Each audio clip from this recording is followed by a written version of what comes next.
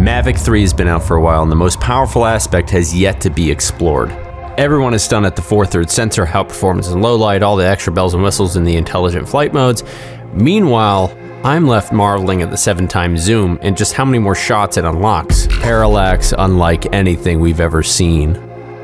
Long lens optics that convey textures and even tone, and a few other notable tricks. The 162mm zoom lens on this camera is not a secondary perk, it's the main reason why you should go out and buy it. Because we're filming so tight, you can do shots with a lot of depth. There's a whole level of Hollywood cinematography that's now unlocked with this lens that I think a lot of people are glossing over. Despite the fact that we're shooting on a cell phone size sensor, I think the image cleans up pretty nicely. So let's go recreate a couple of those shots and I'll show you what I'm talking about. Okay, so this first one is reimagining the crane shot, also known as the pedestal shot. We've seen this in Hollywood time and time again. It's typically an establishing shot, and it's the first opportunity to build the world, to set the tone and possibly introduce a character. So when we shoot it on the 4/3 sensor at 24mm, we can see that this section of Los Angeles isn't that interesting. It's rather flat with a few buildings, traffic, and a grocery store. It evokes very little tone.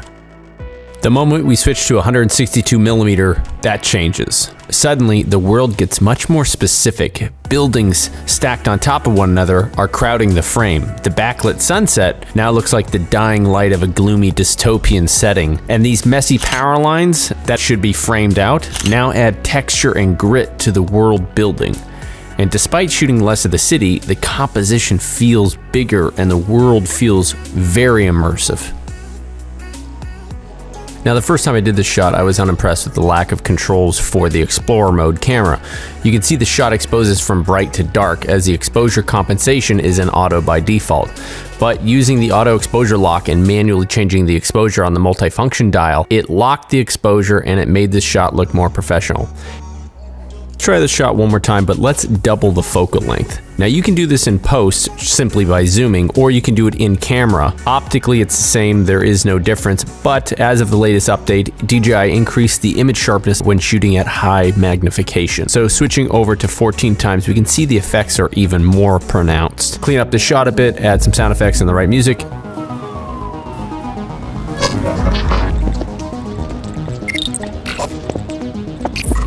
And boom, you got a world builder. Not bad for a cell phone sensor. This second shot really showcases the difference in optics in regard to backlit scenarios, the Hollywood aerial shot. These are normally done on helicopters with $250,000 6-axis gimbals like a Cineflex or a shotover, and they are expensive to do, very stable, and shot with very long lenses. The biggest difference between an aerial and a drone shot is the focal length and the speed. Now we got the focal length, especially if we punch in 14x, giving us a 324mm equivalent. Now we can mimic some of that speed in post with a well-placed speed ramp. The only thing we have to work on is the realistic blur. Let's shoot our first location with focus manually set onto infinity, then let's set exposure lock once again. Now in Premiere, the easiest way to add directional blur is to make a global adjustment to the whole clip. Set the blur angle to 90 degrees and the blur length really depends on how fast the speed ramp is. The faster the ramp, the more blur you'll need. Now if we want this to be more specific, notice how the buildings closest are moving more than the background. We can add additional directional blurs to each building, mask them from the background, and then keyframe them in and out of the shot. And here's our final look.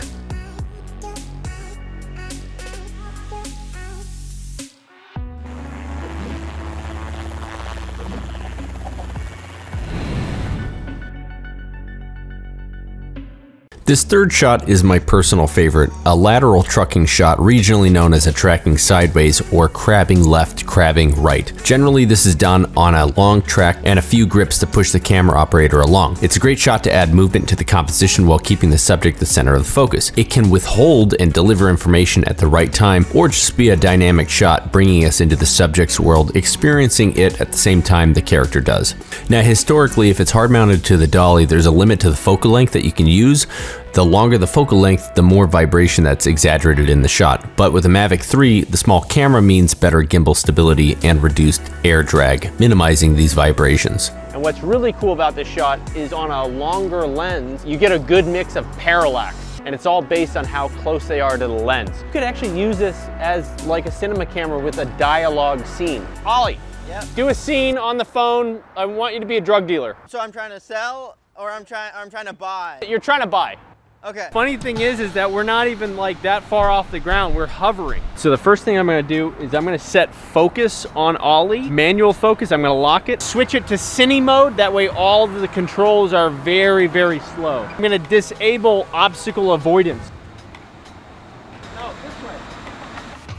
Hi. Yeah, I got your number from Vincent. Do you have drugs? I don't know. What do you have? So I get to pick two? Okay. Never had that before. And you'll bring them by my house? Awesome. Only $300?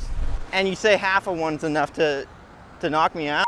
One more time, I wanna really believe you. Really talk to a friend.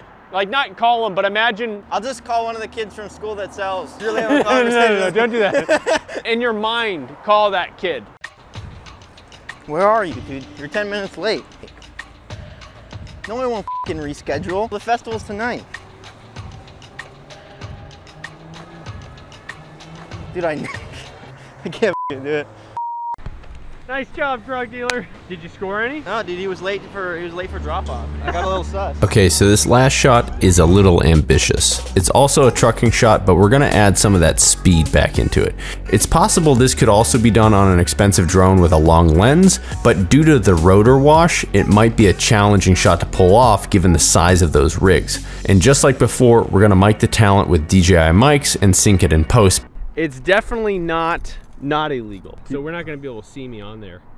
I'm just trying to keep that window like relatively centered. Remember this guy? This guy is my stunt driver and my stunt double. Alex, what have you been doing with your time lately? Just keeping busy, working on some of my own stuff. Normally they don't let you film on trains. They don't let you do all this. It takes a lot of permits. So, you know, with this, such a small drone, the shots that you can get are very, very cinematic. With the application of a longer lens, it just looks way more story driven. You're focused on the character, what the character's going through. Put some talent on there and now you have a scene on a train. Most of it takes, that guy just totally blew that. Normally for drone shots, I don't really use NDs just because wide angle lenses moving forward, there's not a lot of motion blur, but because we're flying lateral and we're tracking along with the subject, you have a lot of trees and you have a lot of poles that are going vertically. I think we're gonna need heavy ND to blur those to make it look a little bit more natural to the eye. Otherwise, I have to do a bunch of stuff in post. Okay, so this is a test shoot for a scene that I may or may not use in Anamorphia 3. And just like before, we're gonna lock focus as well as lock exposure. All right, here it comes. Yeah, I'm trying to get a hold of someone about my account. Now, one thing that I noticed right away is just how steady and precise this camera movement is. So, that's exactly why I'm calling. I've been locked out. I don't know how to get back in. It looks like it's on a slider, but it's not. What do you mean someone closed the account? No, there's $15,000 in there. This is flying at 162mm zoom, strafing along, no problem. Yeah, I'll hold, yes. As for the dialogue, it still needs to be fleshed out, but you get the idea. Not bad for guerrilla filmmaking. What happened? I hit something. What'd you do to my drone, dude? Well, we got the shot. At least it didn't crash. This thing's totally fine. Did you hit a bird? I don't know what I hit, to be honest. The screen went all white and then the drone was like, no sir. I mean, it looks good though. You guys have any drone work for Alex or stunt car work, or just any stunt work? You want me to throw myself about? I'm all about it. Guys, I wanted to mention that I landed safely in my new makeshift studio here in Dayton, Ohio. Come visit me. Don't. Actually, no, it's my home. Don't come visit. I'm currently building out new studio 2.0. Video is definitely in the works for that one. So my last thoughts about this drone, my mind has just been blown with the possibilities that you can get with this longer lens. And I'm just talking about the smaller sensor. I'm not even talking about the larger part of the camera either. Will this replace the cinema camera? No. No, but you know, for YouTube, Instagram, short films, low budget filmmaking, this is definitely usable. Getting those shots with such stability and precision and in such a small package for an ultra low budget guerrilla filmmaking kit, this is rock solid. The packs that I use for those graphics, you can buy those on my website. Both of those were designed by my intern, Love Job. His real name is Job Love, I call him Love Job. He's 18, he's the graphics compositor for my Anamorphia films. I help him sell these things and we split the costs. So it's our little lemonade stand. They're 35% off right now on my website. He wanted me to tell you that. So let's help send this kid to college. Also, NAB is next week. I will be there Sunday and Monday at the Condor Blue booth in Las Vegas. So if you are in NAB, you're in Las Vegas, come say hello. Tell me how much I've changed your life. Tell me how wonderful a person I am. You have to tell me that. I'm gonna be there demoing out Orbit, showing off some of those Condor Blue products. Come harass me, come say hello, be a true fan.